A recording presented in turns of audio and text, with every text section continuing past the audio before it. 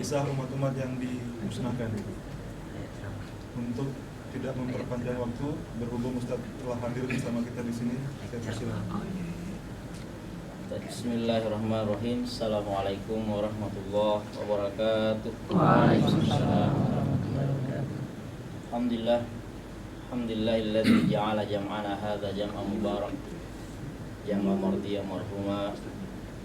Wassalatu wassalamu ala asyrafil anbiya'i wal mursalin, sayyidina Muhammadin wa ala alihi wa ashabihi ajma'in. Amma ba'd.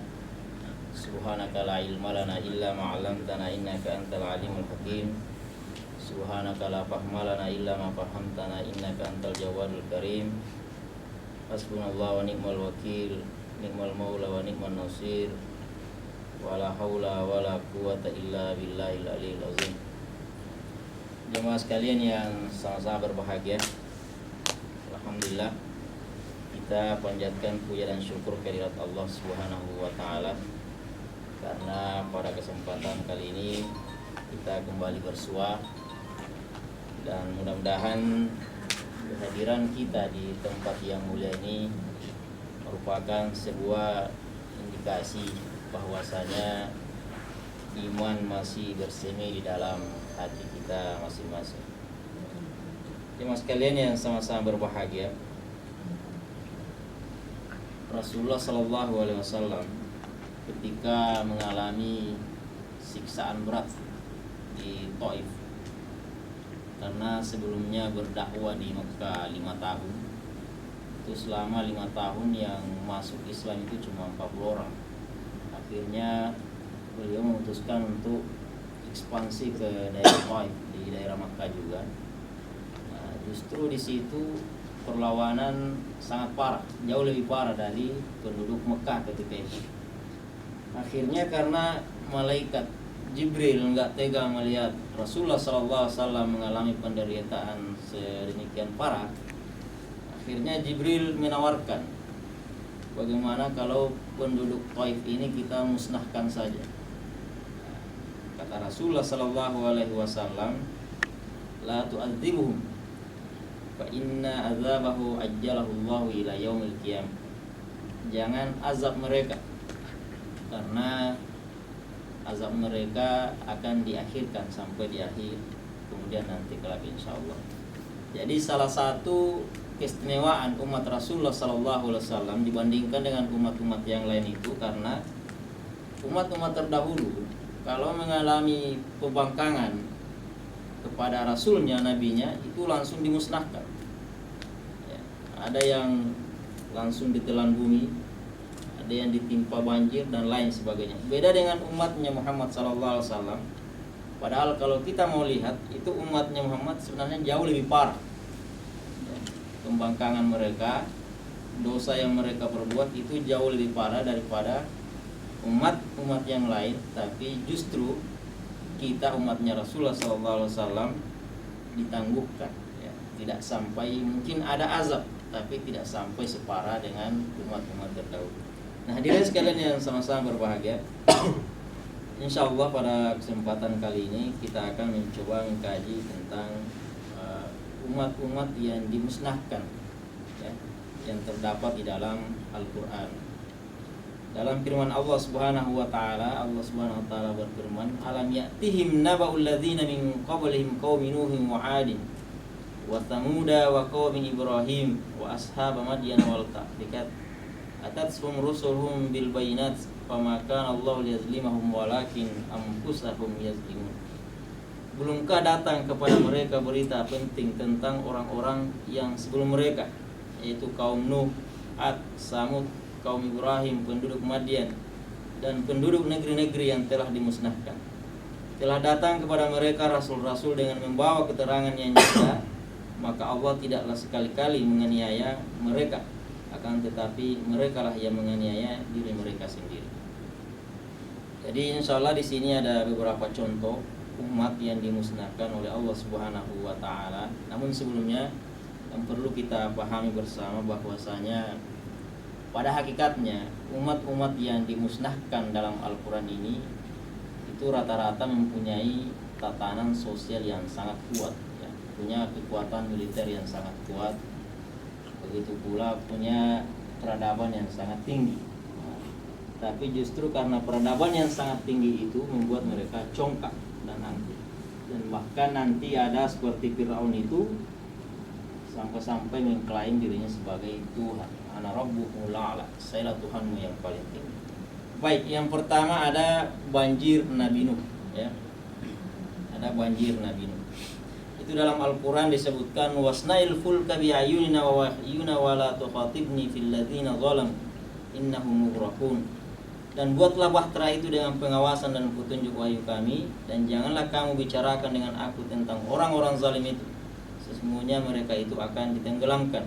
Kemudian ayat yang lain, walaqad arsalna nuhan ila qaumihi falabitha fihim alfa sanatin illa 50 aman fa akhadhahum at-taghut wa hum zalimun. Sungguh kami telah mengutus Nuh kepada kaumnya, maka ia tinggal di antara mereka 1000 tahun kurang 50 tahun. Jadi itu Nabi Nuh berdakwah kurang lebih 950 tahun, ya. Ada juga biasa kisah-kisah Israiliyat itu mengatakan bahwasanya umurnya Nabi Nuh 950 tahun, padahal tidak. Ya, 950 tahun itu adalah umur dakwanya. Adapun umur beliau itu menurut para mufassir yang lebih siko itu umurnya Nuh lebih tua daripada umurnya Nabi Adam. Nabi Adam itu hanya 1000 tahun.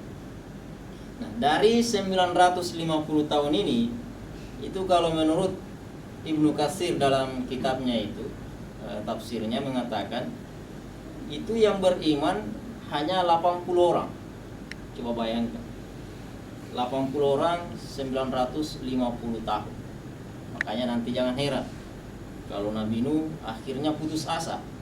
Dalam Al-Quran itu dikatakan wala tazar fil ardi alal kafirina dayyara.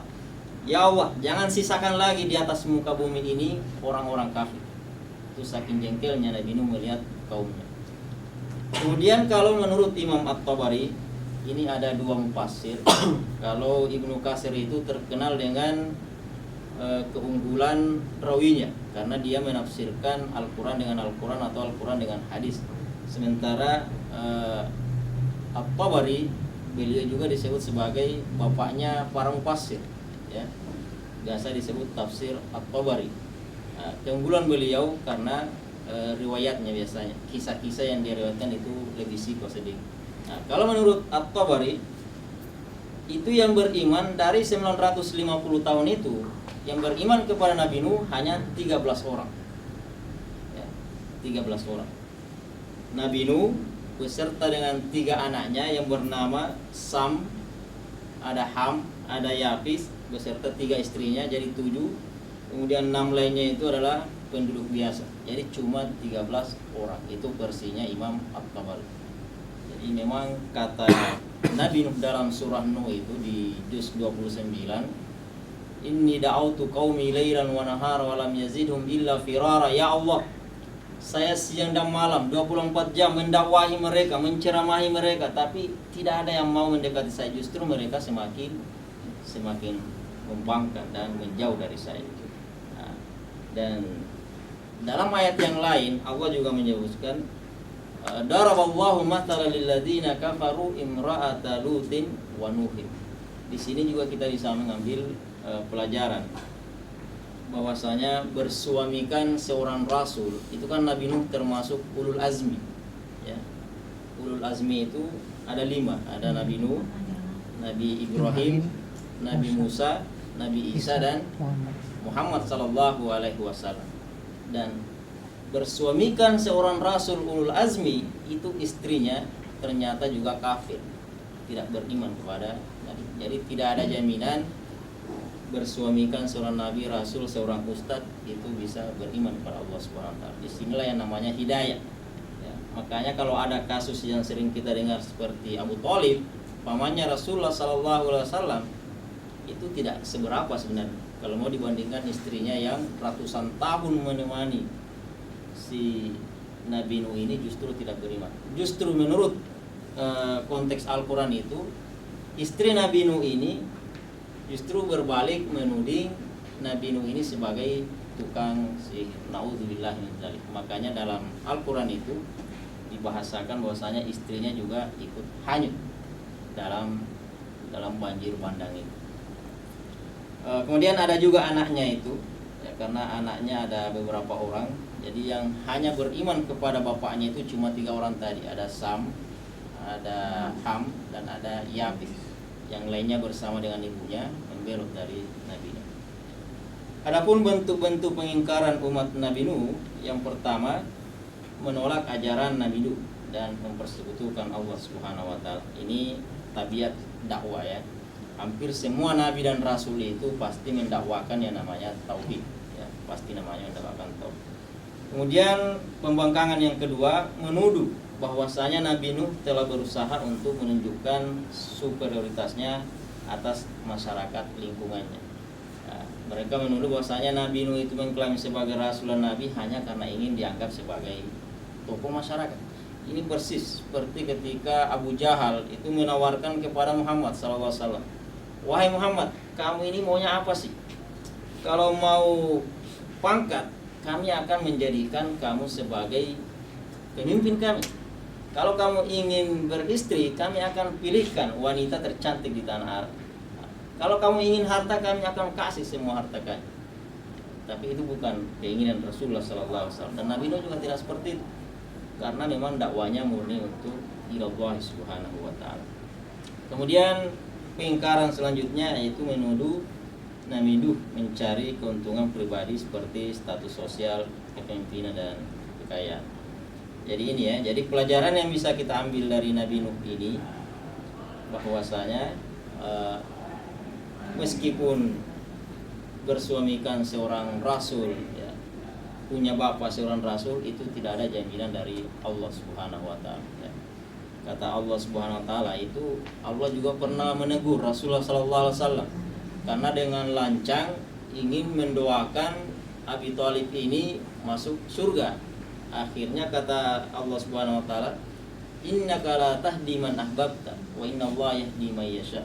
Sesungguhnya kamu wahai Muhammad tidak akan bisa memberikan hidayah pada orang yang kamu cintai. Sesungguhnya yang berhak memberikan hidayah itu hanya Allah Subhanahu wa taala. Karena yang namanya hidayah itu, taufik itu ada 2. Ada taufikul dilalah, ada taufikul irsyad ya. Jadi yang namanya ustadz itu, mubalik itu ya, para nabi itu, para rasul itu ya, hanya menyampaikan saja, ini loh yang benar ya. Ini loh jalan yang ke surga, ini jalan yang ke neraka. Adapun yang namanya taufik al-hidayah itu adalah hak prerogatif Allah Subhanahu wa ta'ala. Jadi tidak ada jaminan. Nah, nanti kalau mau dibahas lebih lanjut lagi, hidayah itu harus dicari ya, bukan ditunggu dari Allah Subhanahu wa ta'ala. Kemudian ada catatan di sini beberapa fakta-fakta tentang banjir Nabi Nuh ya. Karena kisah Nabi Nuh ini bukan hanya menurut versi Al-Qur'an ya, banyak sekali. Ada versi Cinanya, ada versi Indianya, ada versi Yunaninya, ada versi Injilnya, Perjanjian Lama, dan lain sebagainya ya. Jadi banjir Nabi Nuh yang benar itu hanya banjir lokal saja ya, bukan banjir global seperti yang sering kita dengar itu, katanya bumi ini tenggelam ketika banjir bandang itu. Tidak ya. Itu hanya Israeliat, kisah-kisah yang dikarang dalam Perjanjian Lama. Kemudian tidak ada indikasi semua spesies binatang di muka bumi ikut dalam perahu ya. Jadi tidak semuanya ya.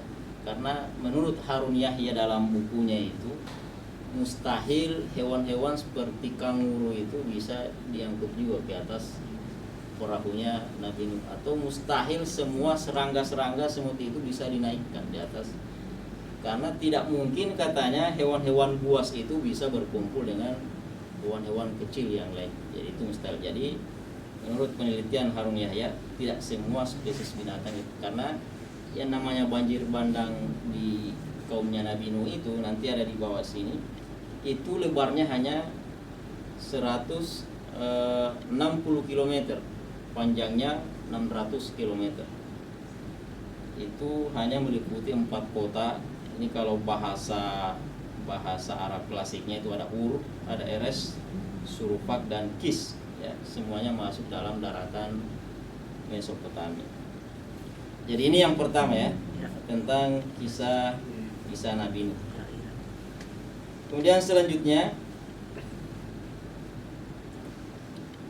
kaum Nabi Lut, ya, Nabi Lut dan kota yang dijungkir balikkan. Mungkin tidak pernah mendengar ada kota yang dijungkir balikkan ya. Daunnya, akarnya yang di atas, rantingnya yang di bawah. Itu kata Allah Subhanahu wa taala dalam Al-Qur'an, "Falamma jaa amruna ja'alna 'aliyaha safilaha wa amtarna 'alaihim jaratan min sijilin mandud musawwamatan inda rabbika wa ma hiya minadh dhalimin biba'id." Ini ada dalam surat Hud ya, ayat 82 sampai 83.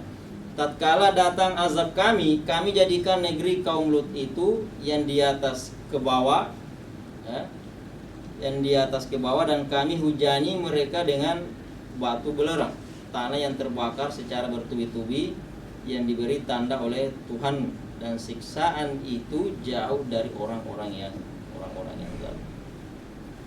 Jadi itu hukumannya kaum Nabi Lut ya.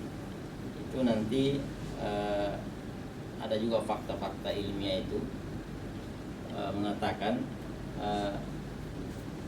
danau itu diperkirakan berada di Mediterania. Danau tersebut juga dalamnya hanya 400 meter, sedangkan dasarnya mencapai kedalaman 800 meter. Ini adalah merupakan titik yang paling rendah di seluruh permukaan bumi, dan di daerah yang lain kedalamannya lebih rendah dari permukaan lautan, paling rendah sedalam 100 meter saja. Kemudian sifat lain dari Danau Lut ini adalah kandungan garamnya yang sangat tinggi, di mana kepekatannya hampir mencapai 30%. Makanya kata para peneliti, kalau kita berjalan-jalan di tepi sungai Lut itu, yang terkenal juga dengan istilah sungai Sodomi ya, sungai Sodom ya, sungai Sodom karena perlakuan nantinya itu katanya kentara di bawah permukaan laut itu kentara akar-akar yang membeku ya, bukan akar, daun-daun, ranting-ranting yang sudah berumur kurang lebih 5.000 tahun, 6.000 tahun, sampai sekarang masih ada. Itu fakta bahwasanya kota ini terbalik ya, dan masih banyak lagi penemuan-penemuan yang lain. Apa bentuk pengingkaran kaumnya Nabi Lut ini? Kok bisa dibalikkan kotanya itu? Ini kata Allah Subhanahu wa taala dalam Al-Qur'an itu, wa lutan idz qala liqaumi ta'tuna al-fahishata ma sabaqakum biha min ahadin minal alamin innakum lata'tuna ar-rijal. Salah satu kemungkaran terbesar kaumnya Nabi Lut itu adalah karena sodomi tadi ya. Kaum lelaki mendatangi sesama lelaki. Makanya Rasulullah sallallahu alaihi wasallam itu sodomi itu sampai sekarang umatnya Muhammad itu dilarang keras. Makanya kata Rasulullah sallallahu alaihi wasallam, kalau ada pelaku sodomi itu hukumnya dirajam. Bahkan kalau di masa Khalifah Umar bin Khattab itu dibakar. Ya. Kalau di zamannya Ali bin Abi Thalib, pelaku sodomi itu dibawa ke jurang yang tinggi, kemudian dilemparkan ke bawah. Itu Ali bin Abi Thalib. Kalau sekarang malah dikasih penghargaan ya, malah diagung-agungkan, ada misnya segala dan lain sebagainya. Kemudian ini Nabi Lut ya. Jadi pembangkangan yang paling keras itu adalah karena mereka berbuat sodomi. Kemudian ada kaumnya Nabi Saleh yang sering kita dengar istilah kaum Samud ya, kaum Samud. Wa ila Samud akhahum Salih qala ya qaumi ibudullaha ma lakum min ilahin ghairuhu qad ja'akum bayyinatun min rabbikum. Ini sering kita dengar kisahnya. Itu kaum Samud diuji dengan unta ya. Unta, apakah mereka mau beriman atau tidak? Akhirnya mereka memburu unta itu. Namun dalam Al-Quran tidak dijelaskan secara terperinci siksaan sedahsyat apa yang menimpa kaum Samud. Kemudian selanjutnya ada Fir'aun ya. Ini Fir'aun ini. Inilah salah satu orang yang paling menyejarah dalam sejarah bangsa-bangsa yang lain maupun dalam Islam. Dalam Al-Quran disebutkan, kada'bi ali fir'auna walladzina min qablihim kadzdzabu bi ayati rabbihim fahlaknahum bidzunubihim wa gharaqna ala fir'auna wa kullun kanu zalimin. Wa qala fir'aunu ya ayyuhal malau ma 'alimtu lakum min ilahin ghairi inna fir'auna 'ala fil ardi wa ja'ala ahlaha syi'an yastad'ifu ta'ifatan minhum yudhabbihu abna'ahum wa yastahyi nisa'ahum innahu kana minal mufsidin. Ya. Keadaan mereka serupa dengan keadaan Fir'aun dan pengikut-pengikutnya serta orang-orang yang sebelumnya. Mereka mendustakan ayat-ayat Tuhannya, maka kami membinasakan mereka disebabkan dosa-dosanya. Dan kami tenggelamkan Fir'aun dan pengikut-pengikutnya, dan kesemuanya adalah orang-orang yang zalim. Dan sesungguhnya Fir'aun telah berbuat sewenang-wenang di muka bumi dan menjadikan penduduknya berpecah belah dan menindas golongan dari mereka, menyembelih anak laki-laki mereka dan membiarkan kehidupan anak-anak perempuan mereka. Ini adalah pembangkangan Fir'aun. Yaitu yang pertama menggunakan sistem kufur. Ya. Kenapa dikatakan sistem kufur?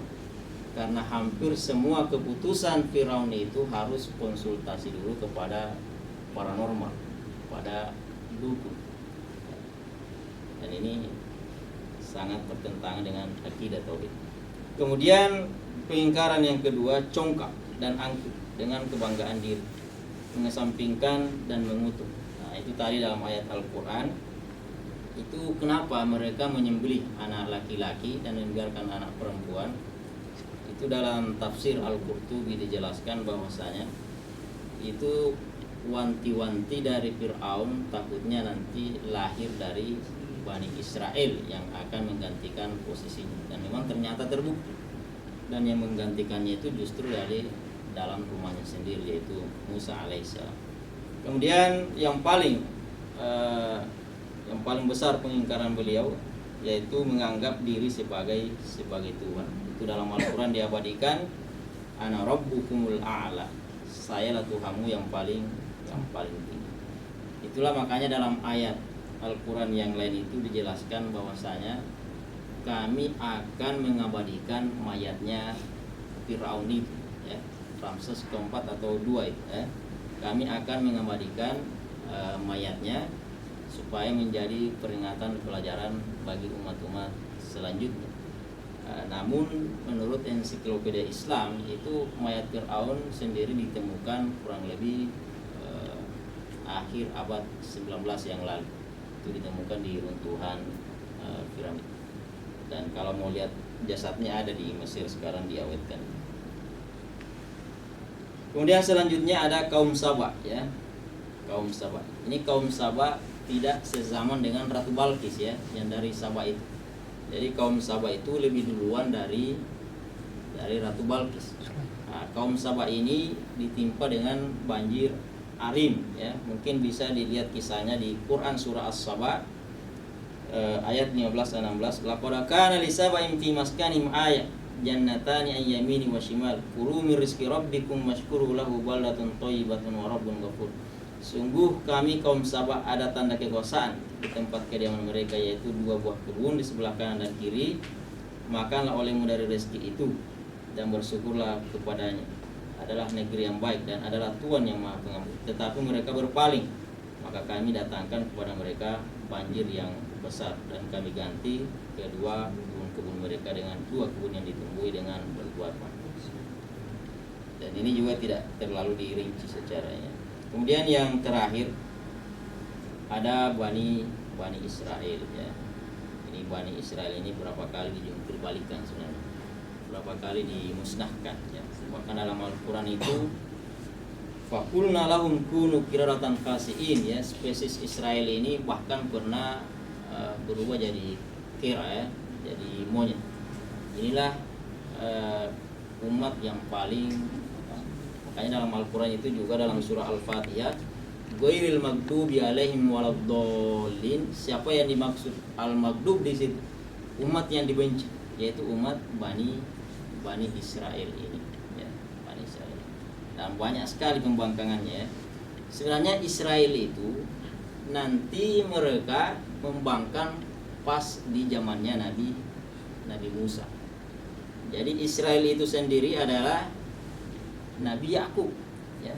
Israel sendiri itu adalah Nabi Yakub, dan Israel itu artinya adalah abidullah, penyembah Allah Subhanahu wa ta'ala. Dan Bani Israel ini adalah kaum yang sangat kufur nikmat, ya. Bani Israel inilah umat yang paling banyak dikirimkan kepada mereka rasul dan nabi. Akan tetapi setiap kali ada nabi, ada rasul yang diutus kepada mereka, setiap kali itu pula mereka membangkang kepada Allah Subhanahu wa ta'ala. Sering kita juga dengar dari hadis Rasulullah sallallahu alaihi wasallam, itu salah satu ciri-ciri wataknya Bani Israel itu adalah terlalu banyak bertanya. Itu dalam surah Al-Baqarah itu dia badikan, waludu lana rabbaka yubayyin lana, ya. Mereka disuruh menyembelih sapi. Pas disuruh menyembelih sapi, bertanya lagi, sapi apa? Sapi betina. Dikasih lagi sapi betina, bertanya lagi, warnanya apa? Warnanya kuning. Kuning apa? Tanya lagi. Itulah Bani Israel, ya. Kemudian di ayat yang lain juga dijelaskan, itu ketika Musa pergi menyendiri berkhalwat di sebuah gunung, ditinggal bersama dengan Nabi Harun, itu mereka ingin kembali ke dalam kemusyrikan kepada Allah Subhanahu wa ta'ala. Akhirnya dalam surat Thaha itu juga dia badikan ada kisah sapi Samiri. Jadi Samiri itu adalah bentuk sesajen, ya, persembahan Bani Israel untuk dipersembahkan kepada Allah Subhanahu wa ta'ala. Jadi Bani Israel ini, kata Said Qutb dalam tafsirnya, ya, kenapa Bani Israel ini paling banyak disinggung dalam Al-Quran, ya? Karena memang Bani Israel ini adalah umat lintas sejarah, umat lintas para rasul, umat lintas para nabi, dan bahkan sampai sekarang spesies ini masih ada dan masih terus membangkang kepada Allah Subhanahu wa ta'ala. Jemaah sekalian yang sama-sama berbahagia, sebagai penutup mungkin saya akan bacakan sebuah ayat dari Allah Subhanahu wa ta'ala. Wa kam ahlakna min qaryatin batirat ma'isyatuha fatilka masakinuhum lam tuskan min ba'dihim illa qalila wa kunna nahnu alwarithin wa ma kana rabbuka muhlikal qura hatta yab'atsa fi ummiha rasula yatslu alaihim ayatina wa ma kunna muhlikil qura illa wa ahluha zalimun. Betapa banyaknya penduduk negeri yang telah kami binasakan, yang sudah bersenang-senang dalam kehidupannya, maka itulah tempat kediaman mereka yang tiada didiami lagi sesudah mereka. Jadi dalam Al-Quran itu memang sudah memberikan sinyalemen bahwasanya ada memang daerah-daerah tertentu yang sudah sama sekali ditutupi, sama seperti tadi kaumnya Samud itu, kaumnya Nabi Soleh. Itu satu kota tidak terbalik seperti kaumnya Nabi Lut, tidak terbalik, tapi tertimbun dengan padang pasir. Kalau kita kaji di bukunya Harun Yahya, itu belakangan diketemukan sebenarnya ada bekas kota di situ. Itu ada di Jazirah Arab juga. Kemudian kami adalah pewarisnya, dan tidaklah Tuhan membinasakan kota-kota itu, umat-umat itu, sebelum dia mengutus di ibu kota itu seorang rasul. Jadi Allah Subhanahu wa ta'ala itu tidak akan menyiksa suatu kaum, ya, tidak akan mengazab suatu kaum sampai dikirim seorang ustaz, ya. Makanya zaman antara Nabi Isa itu dengan Muhammad ada disebut zaman Ahlul Fatrah, ya. Zaman Fatrah namanya, zaman transisi, di mana di situ tidak ada ustadz sama sekali, tidak ada mubalik sama sekali, terputus di situ. Tidak ada lagi nabi rasul antara Nabi Isa dengan Muhammad. Itu bagaimana hukumnya? Kapan tidak ada dai di situ, ustadz di situ, itu nanti masuk surga. Dan itu kesepakatan para ulama. Makanya nanti muncul pertanyaan, itu bapaknya Muhammad dengan ibunya Muhammad masuk surga apa tidak? Itu ada ulama yang mengatakan masuk surga, karena kedua-duanya berada di zaman Ahlul Fatrah.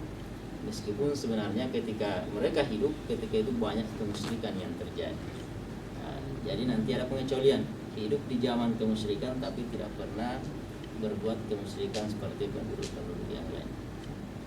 Jadi syarat sebuah penduduk ingin disiksa itu harus ada nabinya dulu, harus ada rasul. Dan ternyata memang umat-umat yang sudah dibinasakan tadi itu hampir sudah ratusan tahun didakwai baru diberikan azab oleh Allah Subhanahu wa taala. Kemudian di ayat yang lain kata Allah Subhanahu wa taala, "Qad khalat min qablikum sunanun fasiru fil ardi fanzuru kaifa kana aqibatul mukadzibin." Sungguh telah berlalu sebelum kamu sunnah-sunnah Allah, ya, kejadian-kejadian seperti tadi. Karena itu berjalanlah kamu di muka bumi dan perhatikanlah bagaimana akibat orang-orang yang mendustakan rasul-rasulnya. Coba lihat muminya Fir'aun di Mesir, ya. Bahkan baru-baru ini ditemukan, wallahu alam itu kebenarannya benar apa enggak, ya. Bahteranya Nabi Nuh ditemukan di Turki, ya. Mungkin munculnya hal-hal seperti itu sebenarnya adalah semakin dekatnya akhir zaman sebenarnya. Jadi hadirin sekalian yang sama-sama berbahagia, ini sedikit kisah tentang umat-umat yang dimusnahkan. Mudah-mudahan menjadi pelajaran bagi kita semua. Sebenarnya kalau mau melihat penyimpangan mereka itu tidak terlalu parah kalau mau dibandingkan penyimpangan yang kita lakukan sekarang. Namun beruntunglah kita yang berada di zamannya Rasulullah SAW. Beruntunglah kita menjadi umatnya Rasulullah SAW. Seandainya tadi Rasulullah SAW memberikan izin kepada Jibril ini mengazab penduduk Taif tadi, mungkin azab itu akan senantiasa berlaku sampai sekarang.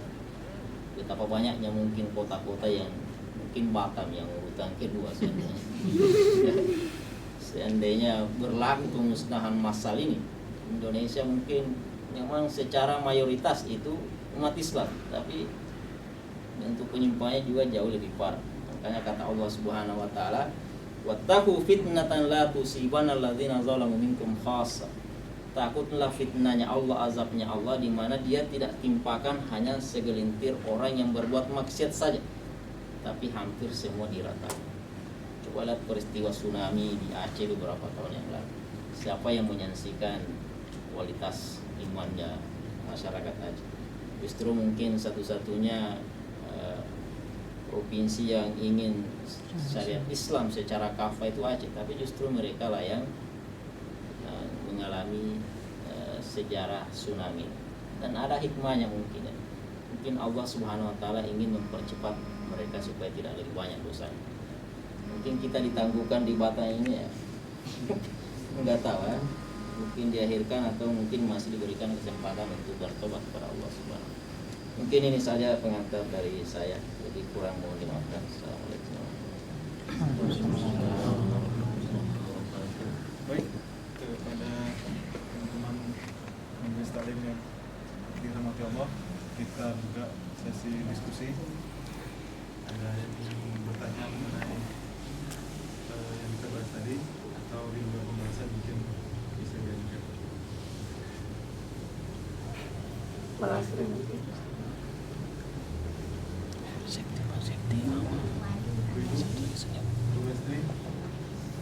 Ustaz, mau nanya.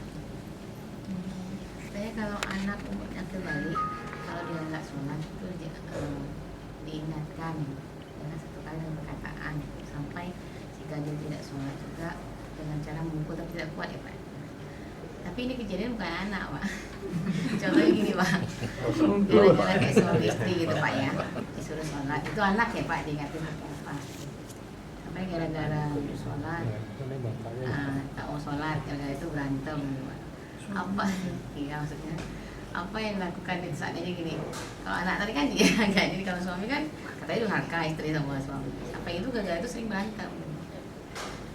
Nah, terima kasih pertanyaannya. Ini anaknya umur berapa dulu, ya? Karena kata Rasulullah SAW, "Muru auladakum bis-shalah li sab'i sinin wadribuhum bi asyri sinin." Anjurkan, perintahkan anakmu untuk sholat ketika berumur 7 sampai 10 tahun. Tapi ketika sudah umur 10 tahun ke atas, wadribuhum, pukullah dia, ya. Pukullah dia, berikan sanksi khusus maksudnya. Kemudian ada juga kaidah dari Rasulullah SAW mengatakan, la ta'ata li makhluqin fi maksiatil khaliq. Tidak boleh taat pada seseorang kalau memang ketaatan itu kita bermaksiat kepada Allah Subhanahu wa taala. Jadi dalam hal ini kalau suami sudah tidak sholat, itu tidak ada lagi istilah taat. Ya, tidak ada lagi istilah taat. Jangankan suami, pernah mungkin saya cerita itu kenapa Umar bin Khattab memerintahkan anaknya Abdullah, ini Abdullah bukan sembarang orang, dia termasuk ahli fikihnya Madinah ketika itu. Ini Umar memerintahkan anaknya supaya menantunya ditalak 3 aja. Kenapa? Karena ternyata istrinya Abdullah ini, Abdullah bin Umar, melalaikan suaminya dari beribadah. Ini bukan tidak sholat, melalaikan suami. Kemudian kita juga patut mentadabburi ayatnya Allah Subhanahu wa taala di surah Al-Asr itu, wal asri innal insana lafi khusr illa alladziina amanu wa 'amilus sholihati wa tawashaw bil haqqi wa tawashaw bis sabr. Dalam ayat ini konteksnya mengatakan bahwasanya kesolehan pribadi itu ternyata tidak cukup. Illa alladziina amanu wa 'amilus sholihat, kecuali orang yang beriman dan beramal saleh. Ternyata tidak cukup hanya di situ. Itu dilanjutkan dengan wa. Ini waw di sini waw syartiyah dan wawul ma'iyyah, artinya dan harus juga watawasaw bis sabri watawasaw, harus juga saling menasihat, anjurkan dalam kebaikan. Dalam hal ini adalah mendakwai keluarga untuk sholat. Jadi kesolehan pribadi Bu tidak cukup kalau ternyata anak kita ada yang tidak sholat, suami kita ada yang tidak sholat. Tapi lain ceritanya kalau sudah kita dakwai, itu jangan dipukul ya, jangan sampai ditalak juga suaminya. Didoakan Bu ya, didoakan. Itu ada doa Rasulullah SAW, ya muqallibal qulub tsabbit qulubana ala dinika wa ta'at. Ya membalik-balikkan hati, kokohkanlah hati kami sekeluarga dalam beribadah kepadamu. Nah, ini. Jadi jangan berhenti ya. Itu kalau sudah kita dakwai, itu perkaranya sudah, insya Allah kita sudah terlepas dari tanggungan tadi ya. Tapi kalau kita hanya membiarkan dia tanpa ada sanksi apa-apa dan tidak pernah memberikan anjuran, itu beda lagi cerita. Mungkin jawaban. Nanti terus didoakan. Harus berdoa. Baik, gimana Mas Tri? Langsung di SMS gitu. Ya, Nggak usah mengikuti langkahnya Umar bin Khattab, karena Umar bin Khattab itu memang langkahnya selalu ekstrim ya, selalu di luar perasaannya. Karena beliau memang beragama tidak pakai perasaan. Ya. Beda dengan Abu Bakar. Ya. Ini 2 sahabat yang memang punya sifat yang selalu berat, kadang beda sekali. Kalau Umar bin Khattab itu langsung dieksekusi aja. Itu menantunya melalaikan suaminya, langsung disuruh ganti aja. Itu jangan diikuti. Kalau nanti pulang ada menantunya nggak sholat, langsung itu dinasihati aja. surga. Ya, berikutnya mungkin dari ikhwannya, 2 bapaknya. Enggak. Ya, silakan Mas. Saya pernah baca bahwa yang di kaum Fatrah itu, zaman Fatrah itu, kata Ustaz tadi bahwa dia akan pada hari kiamat itu dia masuk surga semua. Tapi saya pernah baca memang semuanya masuk surga, tetapi Allah menghadapkan kepada mereka api, jenis api yaitu seperti neraka, dan dikatakan kepada kaum tersebut masuklah. Nah, yang masuk itu masuk surga, tetapi yang protes masuk neraka. Itu bagaimana? Wala. Tapi memang ada pendapat juga dari Ibnu Taimiyah ya. Tadi yang saya sampaikan itu cuma pendapat. Ya, pendapat mayoritas belum tentu benar ya. Tapi ada juga pendapat dari Ibnu Taimiyah mengatakan ini nanti yang ahlul fatrah, bukan cuma ahlul fatrah ya, orang yang ada di Irian Jaya saja itu, yang masih berada di pelosok, yang sama sekali tidak pernah terjamah oleh dan tidak pernah mendengar yang namanya Islam, istilah Islam. Karena nanti yang jadi patokan itu adalah pernah dengar namanya Muhammad, dan pernah dengar namanya Allah Subhanahu wa taala, dan pernah dengar yang namanya Islam. 3 ini, Muhammad, Allah dan Islam. Kapan sama sekali tidak pernah dengar, misalnya di pelosok Papua sana, itu juga masuk dalam fatra juga namanya. Kata Ibnu Taimiyah rahimahullah, itu nanti sebelum masuk surga ada tesnya dulu. Tapi sekali lagi ini cuma pendapat ya, bisa dibantah, bisa diterima. Itu ada tesnya. Ditanya aja, tesnya gampang sekali. Mau beriman kepada Allah. Nah, kalau dia mengatakan mau, langsung masuk. kalau dia mengatakan tidak atau abstain. Kalau menurut Mu'tazilah bainal manzilatain, antara surga dan, tapi itu tidak benar ya. Tidak ada posisi antara surga dan neraka. Yang benar cuma neraka dan surga. Tapi pendapat yang paling benar itu tanpa tes ya. Enggak ada lagi istilah mau masuk neraka apa api atau enggak. Itu biasa mungkin bahasa-bahasa orang sufi ya. Bahasa-bahasa orang sufi. Mungkin itu jawaban dari saya.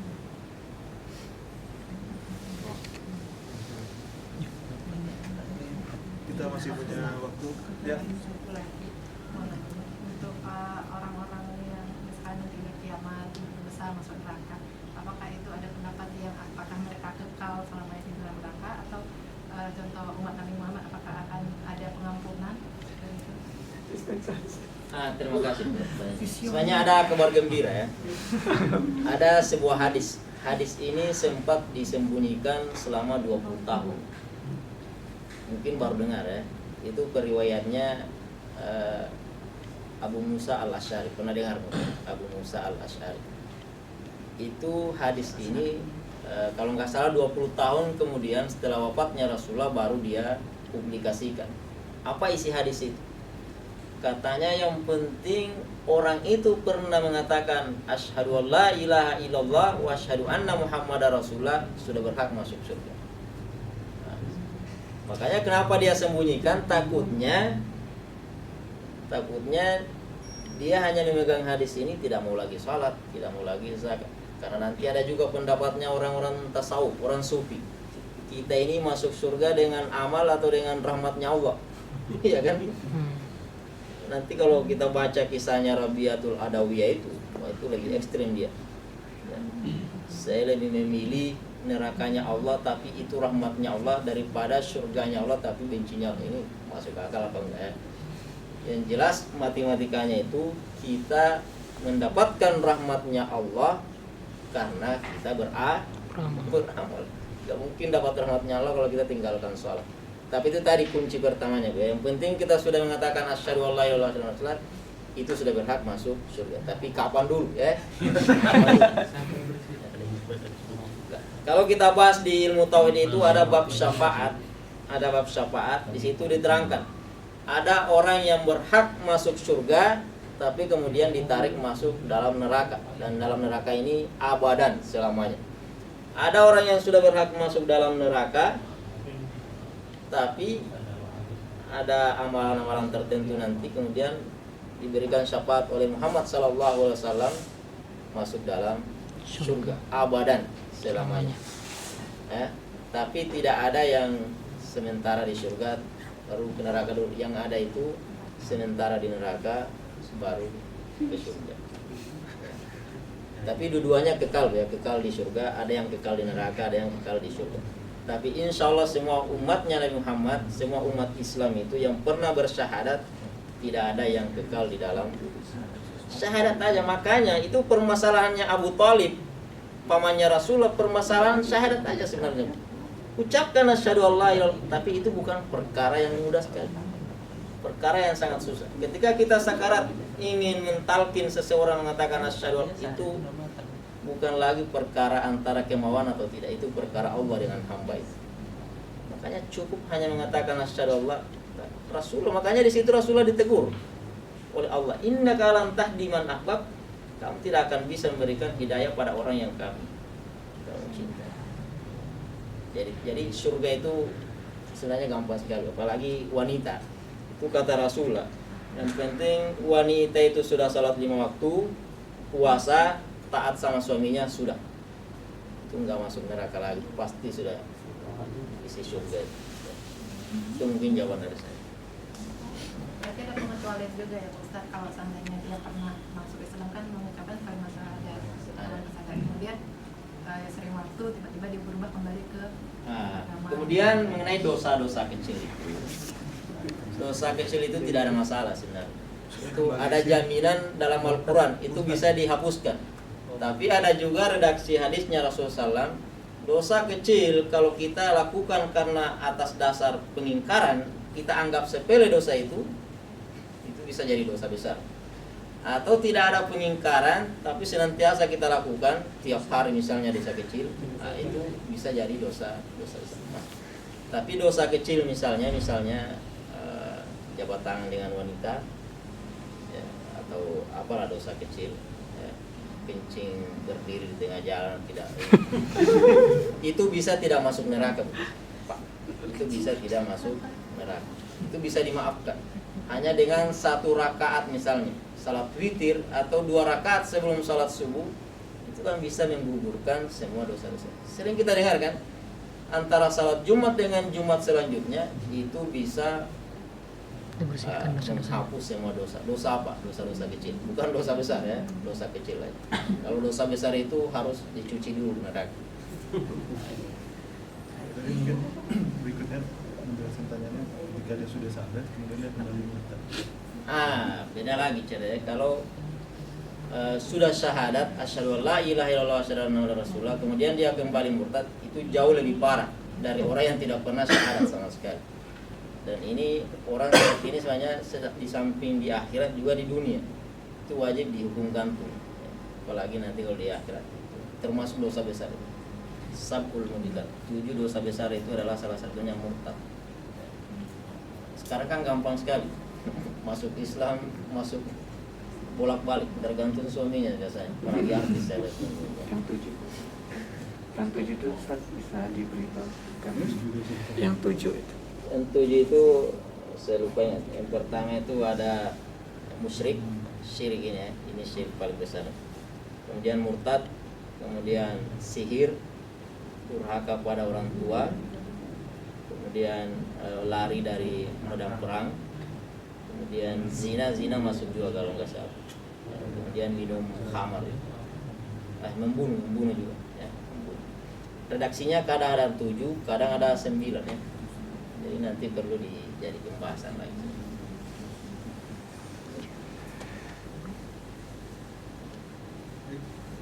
Ya, silakan Mas Diki. Assalamualaikum warahmatullahi wabarakatuh. Iya, dari sejarah Nabi yang dimusnahkan ataupun dari mulai kaum Nabi ya yang dimusnahkan, baik ataupun Nabi mulai dari Nabi Adam sampai Muhammad, itu rata-rata Ustadz diturunkan di Jazirah Arab. Nah, kenapa mungkin ada tidak Ustadz kira-kira kajian kenapa bukan di daerah lain Ustadz? Misalnya di Indonesia, di Amerika atau di mana gitu Ustaz. Ya, itu saja Ustaz. Terima kasih. Wallahu a'lam. Ini itu mungkin mereka memang meraih takdirnya sebagai wilayah yang sudah dipilih oleh Allah Subhanahu. Sama dengan bahasa Arab. Kenapa bahasa Arab itu ketika Al-Quran turun dari Allah menuju ke langit dunia, itu belum ada yang tahu itu bahasa Arab atau bahasa Batak, belum ada yang tahu. Nah, nanti dari langit dunia turun ke Muhammad, itu baru bahasa Arab. Nah, makanya Jazirah Arab itu, bahasa Arab itu salah satu kaum yang diberikan keistimewaan oleh Allah SWT. Kemudian kenapa semua Rasul dan Nabi itu semua diturunkan di Jazirah Arab, khususnya di Timur Tengah, itu mungkin karena mereka mendapatkan keistimewaan juga dari Allah Subhanahu wa Ta'ala. Wallahu a'lam. Padahal di situ sebenarnya peradaban yang lain sebenarnya sudah maju juga, seperti Cina, Yunani, India dan lain sebagainya. Wallahu a'lam.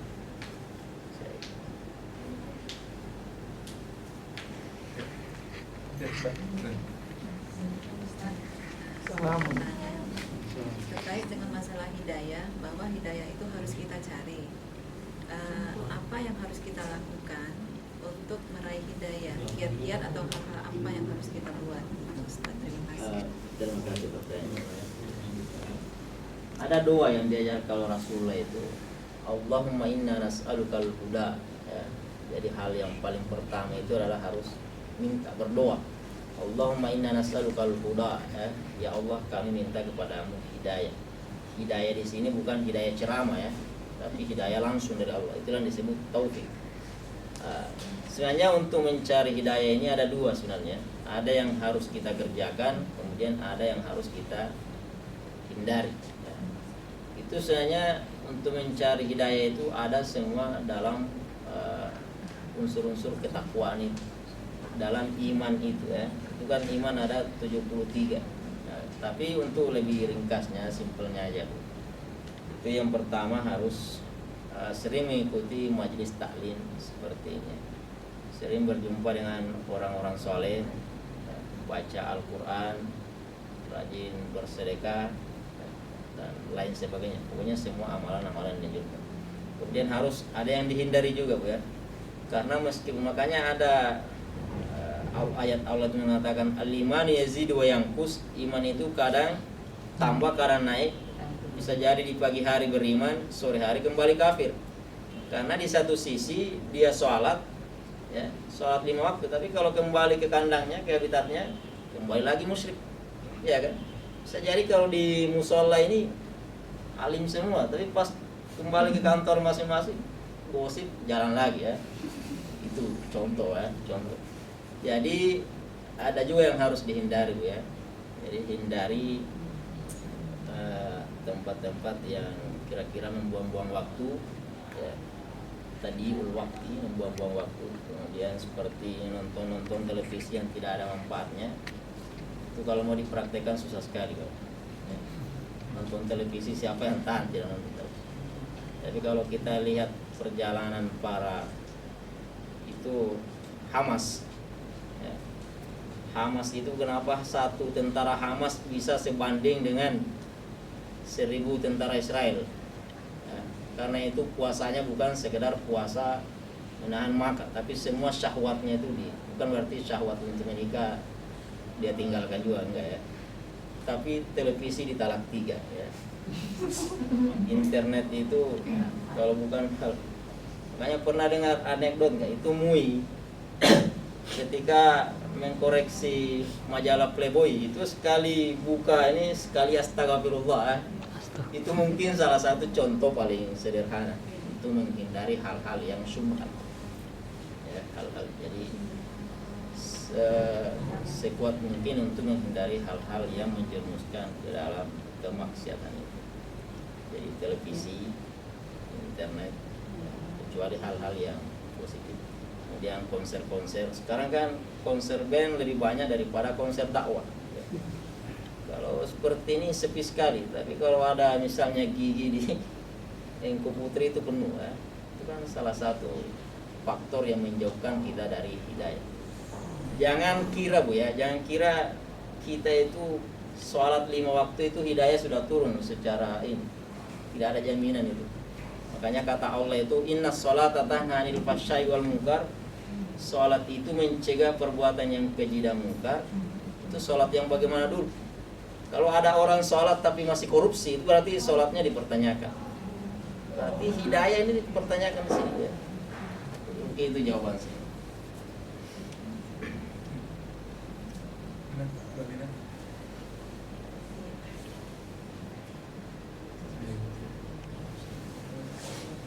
Baiklah,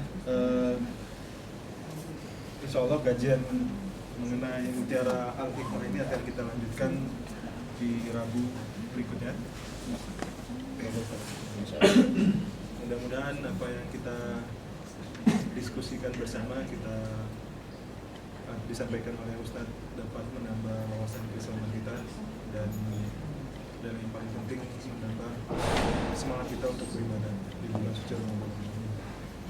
Demikian kita tutup dengan doa kafaratul majelis. Terima kasih. Assalamualaikum warahmatullahi wabarakatuh. Waalaikumsalam warahmatullahi wabarakatuh.